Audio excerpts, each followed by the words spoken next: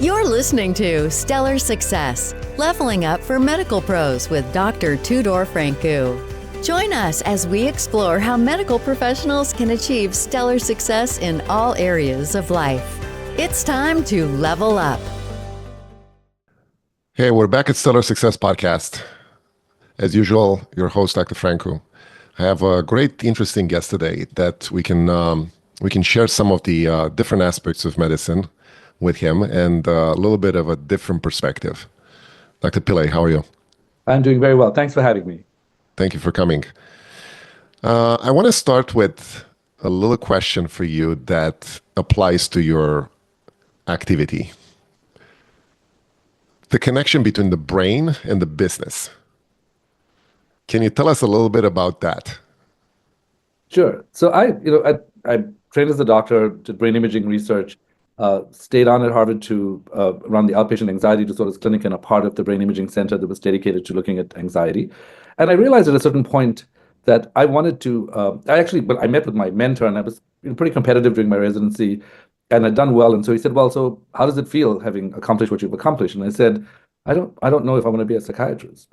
And he goes, oh, so you don't want to belong to the club that wants you. And I said, no, it just seems like such a literal thing to do. I love medicine. I love all of medicine. So I kind of don't even believe in mental health because I don't think the brain stops functioning at the level of the neck. So I feel like the whole classification system in medicine is confusing. And so I want to just think outside the box. And he said, well, you worked all these years, went to medical school, go to residency, come to a place like this, and all of a sudden you're like, I'm not sure that I want to do this. And I said, well, yeah, that's where I'm at right now. And he looked at me and he said, well, you can breathe a sigh of relief because we didn't train you to be a psychiatrist. When you come to a place like this, we train you to understand human beings. And once you leave your residency, you will understand that the whole world is like an outpatient clinic. And so you might want to just take your understanding of the human brain and your understanding of psychological health and see where you can apply it. And so I did a whole lot of very absurd things initially. I actually started applying for jobs that I thought would be fun. I applied to be vice president at Ritz-Carlton. I applied and I actually got as far as getting to like the final round of interviews. And their final thing was, do you have any background in hospitality? And I said, that's not what your job description said. It said something like familiarity with hotels and love being in a hotel environment. And that I have both of those things. And they said, well, honestly, you'd be such a great fit for this job, but we need some background in hospitality. Would you mind doing that? And I said, no, I don't believe in doing those kinds of things. And so I didn't do that.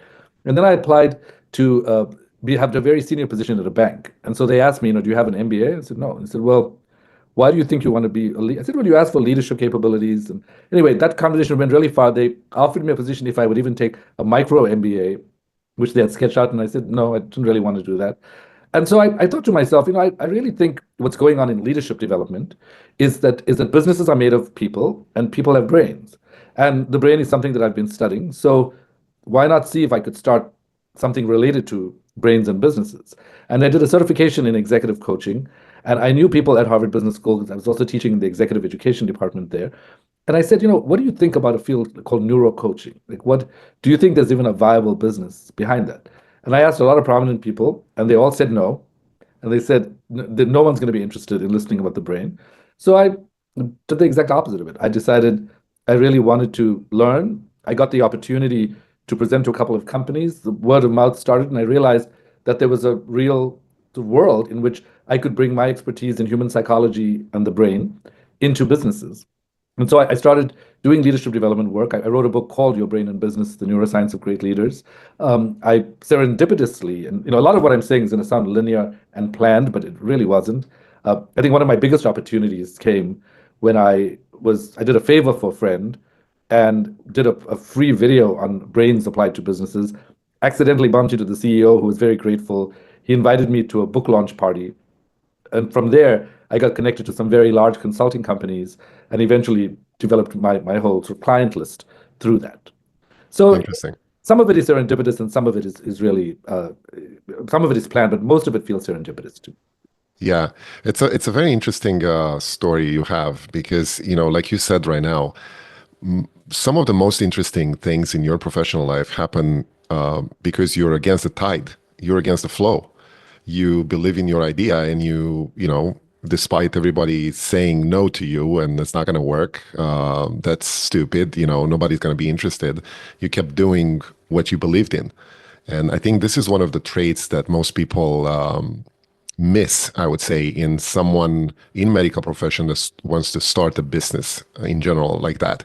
I want to go a little bit deeper, though, into the mindset that you had and you actually have right now to do what you do, because it's not easy to work with people's brains, like you said, and do neurocoaching. It's a field that most people don't understand. They don't have the level, I would say, of acknowledgement to see that mind controls everything you do in every aspect of your life. How do you deal with this? Well, partly I think I let my intuition and my heart guide me a lot. I like to execute plans rationally. I like to have a rational structure to my day. But when it comes to sourcing information, I think we source information from the default mode network. So if you think about my last book, which was Tinker, Dabble, Doodle, Try, Unlock the Power of the Unfocused Mind, was basically emphasizing people like Einstein, who said that their discovery was a musical experience. Many people say they get their best ideas in the shower because that's when you're not focused and your default mode network can put ideas together. So I think the true answer to how is it involves a combination of letting go and then putting pieces together once the puzzle pieces arise. And for me, it extended even further beyond that. I loved music as a child. I studied music. I wanted to write a musical. And so I wrote a musical. I'm in the process right now of pitching it. I'm chief medical officer at a technology company. That also happened somewhat serendipitously. And if you ask, well, sometimes people would say, oh, you're all over the place. And I would say, well, I think I'm where I want to be. And I think for me, it doesn't distract me. I would challenge most people to people would be, but you must be distracted. You can't go deeply into one subject. It's like, no, I think I go pretty deeply into a lot of subjects. And what happens is you end up, because you're so excited and you want to be focused, you're in a flow state and you end up working much faster. I mean, McKinsey did a study showing that CEOs in a flow state are 5 times more productive than CEOs who are not in a flow state, which means that they do 5 days of work in one day, which is kind of an amazing thing. So I don't think the number of things you do needs to be distracting. I think when your heart is involved in it, it makes you feel more coherent and congruent as a human being. But that said, I also want to say I'm human. So I think there are many challenges that I face. There are many people who don't want to accept that this is possible. What do you mean? Like, you're a doctor and a psychiatrist, and now you're interested in all of the human body. And I said, well, I'm interested in psychogenic longevity. There's a lot of evidence to show that mindsets impact immunity, inflammation, how long people live. So the mindsets are important to me. And I think to your question, probably at least unconsciously, part of the reason it's interesting to me is that so many things that I have achieved or recovered from have been due to a certain mindset of it can be done. If you have a can-do mentality, then really what you have is a growth mindset, which means if you look at the brain, what happens when you have a growth mindset is you detect errors more quickly and you recover from those errors more quickly. So it's not that you don't make errors. So at some level, I think if you are, and I'm curious, I always say to people, the most amazing position to be in life is to not know. Because if you know, you'll have no curiosity. So part of it is having the permission to go out there. There are some times when it's very frightening, where you're like, when's my next gig going to come from? Or if I'm a high-priced person, they're going to choose a low-priced person during recessions. But what that does is it really calls for you to reinvent yourself every step of the way. I feel like I'm constantly having existential crises, sort of trying to figure out where do I want to go, and what I try to let lead me are my values. There's this concept that Polish psychiatrist and psychologist Kazimierz Dabrowski talked about. He talked about positive disintegration. And it was an alternate framework to mental health, where he said breakdowns are amazing opportunities to be able to re-assimilate your life in a completely different way. And the one thing I know is that life is short. So I think if you can let enjoyment be your leader, you'll be in a good space, because even when sadness strikes or adversity strikes, you know where you want your attention to be. It's still in the direction of enjoyment. Yeah, it's very well said, and I think you captured a lot of principles of growth in general in life, in your professional life, in your personal life. And I always remember Tony Robbins saying, if you don't grow, you die. There's no other option. So, like you said, some things need to disintegrate positively to be reconstructed in a better way. Yeah. And you mentioned some of the, I would say not failures, but challenges that you had in your life to kind of uh, make you positively disintegrate. Can you give us an example of such a thing that you struggle with and you moved forward, in a better way? Yeah, I mean, probably throughout my entire life, but I'll try and pick on a couple of different things. So I grew up in South Africa. I'm fourth generation South African, currently American. And I grew up at a time where it was difficult to figure this before apartheid had dissolved. And I was still an upbeat person and sort of enjoyed a very warm and loving family and a lot of strong connections. I was, but I was completely lost. I was like, what am I going to do? Do I really want to live on here? Do I want to move somewhere? And and so in the midst of feeling completely lost, I went to a conference on biological psychiatry, and I went to a talk which was on water intoxication and schizophrenia, which is such an absurd thing to be interested in. And suddenly I was so moved by the speaker that when I stood outside and was waiting for a car to pick me up, I said, I just went to your talk. It was pretty amazing. And he was polite and was like, thank you. I said, I just want to say something because I intuitively, I just feel like I have to ask you this question. And he said, sure. I said, I have a feeling you could really influence my life in a very profound way. Can you say just anything to me? And he started laughing and he goes, well, what? I don't even know what you like. What do you like? I said, well, I'm interested in chemistry of the mind. I'm interested in like what the brain is. He said, well, there's a scholarship that is due tomorrow. We've never given it to a person of color, and we've never given it to anyone in psychiatry. Your chances of getting that are close to zero. But if you want to change your life, you can submit an application. Here's how you do this, and I'll walk it over to the committee and consider it. And so I did do that. And it's like such a random thing to do. And I got a call back a few hours later after the submission, and he said, congratulations and welcome to Stellenbosch. And it was a very remarkable thing. And then even when I went there, I had this thing where my external examiner had been from NYU, and he was saying things like, you should go to Harvard. And I was thinking of going to London because it was easier from a transition standpoint. And I didn't know what to do, but I was sitting in a small dorm room wondering about the future of my life. And I thought, I want to go to Harvard, I think. I want to see what this is like. And so I called Harvard's like main number and I said, I want to speak to the head of Harvard. And people were like, they thought I was crazy. They were like, head of Harvard, what? And I got through to the main campus. Then I got through to the medical school, who put me through to the Department of Psychiatry. And Joe Coyle, who ran the department at the time, said he just happened, he doesn't usually pick up the phone. His secretary had stepped away from the desk. He happened to pick up the phone on that day. And I said, hi, my name is Srini Pillay. I'm just sitting in a small dorm room in Stellenbosch thinking, boy, wouldn't it be great to study at Harvard? And he said, I thought you were crazy for even trying this, but I thought I have to say something civil. So he said, send me your CV and send me a letter.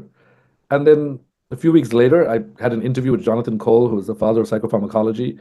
And then I got a FedEx saying, congratulations and welcome to Harvard. So in those two moments of my life where I felt profoundly lost and I had no idea of what to do, I did two of the most absurd things in my life I have ever done. I've never repeated that particular way of being. But there is something about being in circumstances when you are at a point of desperation, where you're wondering, where will I go next? Where it's not about whether it's likely. I mean, how likely is it? I would never recommend to someone, well, just call up Harvard if you want to get it. I would tell them a very logical story. But I feel like when you are in those situations of desperation, it's difficult. And, I think another point of adversity to me was I was very close to my mother, and I recognized in a very real way that she was going to die at a certain point. And I actually think that that is what fueled my writing of the musical. I got up from the piano, I was with my music teacher, and I said, I don't want to play the piano.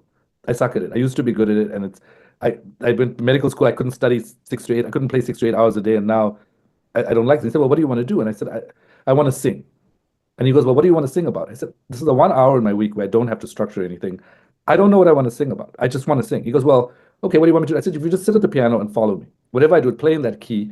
He goes, don't you want to sketch out a story first and have a beginning? I said, I do not want to do that. That's not what this is. I just want to be in the presence of my own humanity. And I ended up composing more than 50 songs, which I then put together on a long trip back from Singapore and played it for people and then orchestrated it. And now I was in a recording studio a few weeks ago with two singers, and I'm going to put it together and try to see what I can do with it. But I feel like when you have these major emotional sort of heavinesses, there are ways you can channel it into creative sort of portals in your life to be able to hold whatever that grief is. And so I think creativity is a place where grief can live without destroying you, if you pay attention to it. But again, I don't want this to sound like I always get it right, or that I've No, I think you caught very well. I would say two things that most successful people have: the ability to succeed in very challenging situations, and to take, I would say, to transform their challenging situations into big opportunities, like you did with Harvard. And it's funny because I recognize myself in some of your stories and approaches.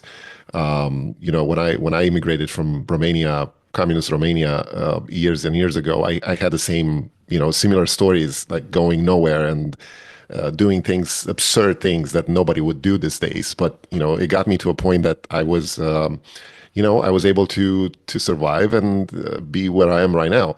And this is a trait again that I want to kind of showcase with my audience: the fact that you are an example of someone who is not mainstream, is not playing, I would say, by the rules, goes against the tide, and accomplishes things that very few people do. And it's funny you said Stellenbosch. I know a lot about South Africa. One of my things that I had to do my diploma research study in wines. I did it in South Africa, wine fields. So I'm very familiar with that landscape and the picture that it's in the country. And it's funny because South Africa is one of those countries that produced a lot of good minds, and very few people know about them. And I'm glad I get you on my podcast because you are one of those, I would say. And your story is very compelling. And I would say, you should get out more and tell people about those things. Thank you. Another question that I want to touch on is your ability to intertwine your medical profession with your capacity of coaching people. Most people are not coachable, and that's because they are stuck in a mindset of negativity and disaster for themselves. How do you try to change their structure, their mind structure, to accomplish better things? Well, it's an interesting question. So if you look at the research behind some of this, Richard Boyatzis has done a lot of research, and one of the things he found was that goal-directed coaching is actually inferior in outcomes to compassion-oriented coaching. And part of that is that there's an overactivation. They've studied this in the brain and looked at different neural systems and have found that actually when you are too goal-directed, it overactivates the sympathetic nervous system. You get sort of like this fight or flight response, and you're not really producing the way you want to produce. You want to have a balance of goal direction, but also a sense of intrinsic motivation, right? A sense of encouragement to go on. And if you look at what determines intrinsic motivation, self-determination theory is one of those things, and it tells us there are three factors, right? Autonomy, competence, and social relations. So I feel like for me, the foundation of the work that I've done is really based in understanding that love is what mobilizes people from their stuckness. And so it's not a very fancy thing. It's not a very fancy technique. It's not a very fancy, brain-based technique. But I think that and love for me in the therapeutic setting or the coaching setting is finding the person in the person who's sitting with you. And once they are able to do that, you can hold up a mirror to them so that they can see who you are, that there's a difference between who they are and who they want to be. And once they recognize that it's not about who somebody else wants them to be, it's about who they want to be, they begin to recognize that they owe it to themselves to help themselves get back on track. And so while there are people who I've just not been able to succeed with at some level, and I haven't had a 100% success rate, I do feel fortunate that most of the people that I've worked with, there have been some rather dramatic changes that have occurred, not always at predictable moments and not always strategic. So I often think the brain science that I share with people and the strategic research that you have to sort of understand also the business research in order to connect it with the brain research. So these are all tools to stabilize people, to encourage the trust. And once the trust is there, they're able to go to parts of themselves that they've never found before. And it's that more intangible process, something outside of the conscious brain, that begins to help them mobilize. It's a little bit like Carl Jung when he talked about meaningful coincidence. He had been talking to a woman who was very rigid, would not move away from her rigid linear way of thinking. And then she had started to talk about a scarab. And and he saw a scarab by the window all of a sudden. And while she was speaking, retrieved the scarab and brought it to her, opened his hand and said, "Is this what you were talking about?" And she was so alarmed by the meaningful coincidence that she was able to let go of the idea that the only way to go anywhere is with a rational mind. And so I think paradoxically, although coaching has a structure, and there's a lot in cognitive therapy that has a structure, these are all tools you can use along the way. But I think that the meaning of the interaction occurs in a much more amorphous environment, that it really is about love, about exploration, about creating a container of safety so that the person dares to see who they truly are. Over time, you get to have the privilege of seeing that people are exceptional in the most amazing ways. I'll give you a non-coaching example, which relates to Romania, where I was in Greece. I was doing a talk with the CEO clubs of Greece, and the person who was the head sent over a driver to pick me up at the airport. And I've never met this person before. I've never talked to him, but I could feel the intensity of like who he was as a human. And he was being very driver-like. He picked up my luggage, put it in the car. "Are you safe? Would you like some water?" And I'm sitting in the back of the car, and I'm like, I cannot let this opportunity go. Like, this man is not connected to himself. So I just said, "Excuse me. I mean, if you would just allow me to express myself, I'm very opinionated, but I never think I'm right. So, but I have a feeling in me. I don't understand that you're driving. And he looked at me and said, "What do you mean?" And I said, I feel like you're a leader, and you're a leader. You should be leading these clubs rather than just driving. I don't know what's keeping you stuck in the identity of a driver, but I can feel from the back of this car a resonance. It feels unfair that I would not tell you this." And he was reminding me of the story a couple of weeks ago when he visited me in New York. And he said, the first thing I thought was, who does this guy think he is? He can tell me who I am. And he said, and now here I am, head of the CEO clubs of Romania. And he said, had you not said that, I would not have contemplated that there is a different self that I could entertain. And I felt so, we've become good friends since then. And it's always so rewarding for me to watch him, because he's not stopped in his evolution. He wants to start all these new businesses in New York and spread them around America. It's amazing to see how all you have to do is just hold a mirror up in front of someone and say, "Excuse me, maybe you're not seeing this person, but I'm seeing this person." But again, I think I've accepted that I'm very opinionated and that I never know if I'm right. But I'd rather just say what I think to someone, especially if it's not like a hurtful thing. I'm inspired by this person. Are you a busy medical professional striving to excel in life and work? Stellar Success Podcast brings you the habits and insights of top leaders in medicine and beyond. Discover strategies for balance, growth, and fulfillment in every episode. Follow us on Instagram at Stellar Success Podcast for daily inspiration. Start your journey to success today.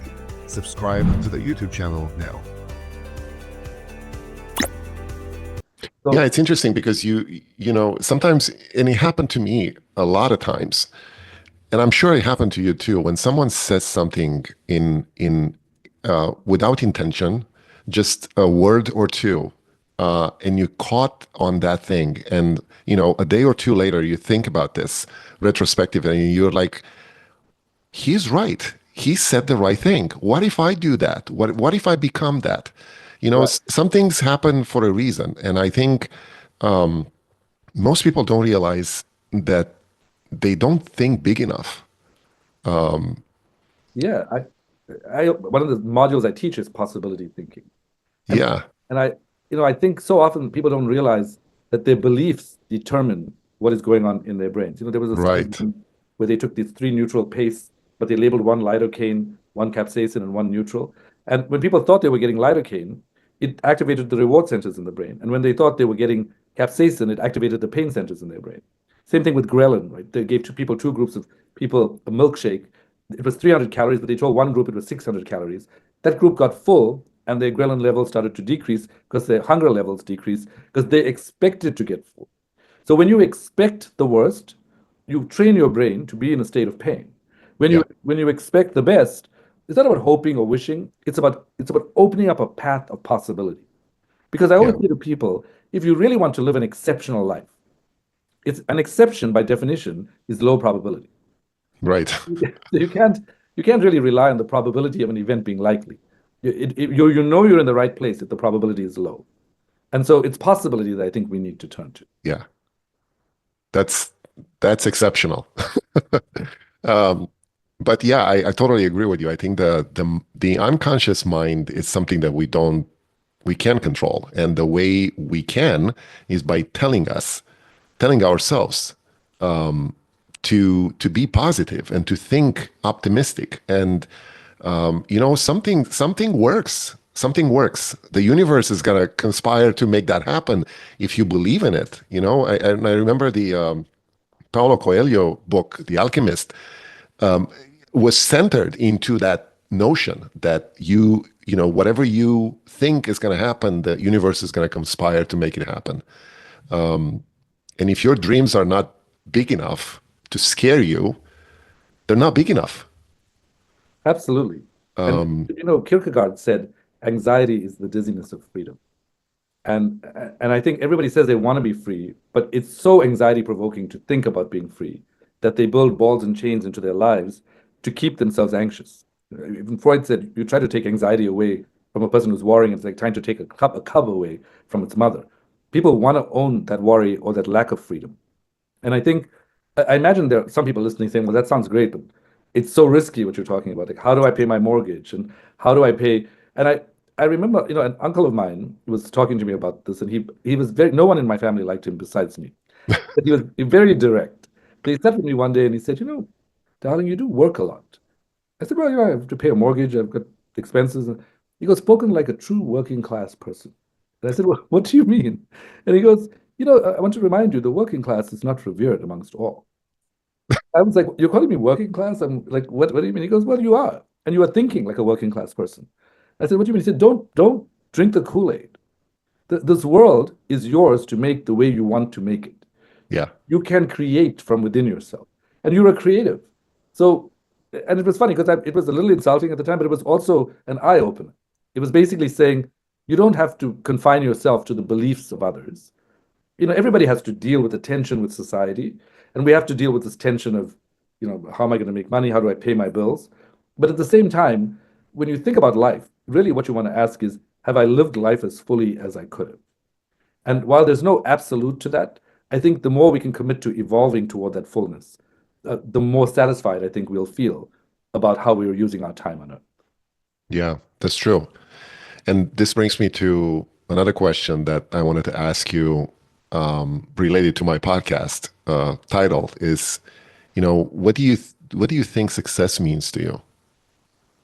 I think success is something like a complete alignment with your own being in a way that allows you to radiate that congruence to the rest of the world. And I think if you can feel, like I feel it's not just about intentional goodwill, but I think when the goodwill feels like it's part of what you're doing, I think you really start to feel aligned. And I think it involves all these dimensions. It involves physical, it involves mental, social, material. I think success is also different for different people. So I would never define someone else's success, but what I would say is that for me, I think success involves health, wealth, and happiness. And I feel like I could do better in all of those categories. I see. Now you reached a level right now that you consider yourself successful. I consider yourself successful, and you have a certain wisdom about life, and you've been through several experiences that got you to this point. If you would look back when you started this whole thing, what kind of advice would you give to yourself?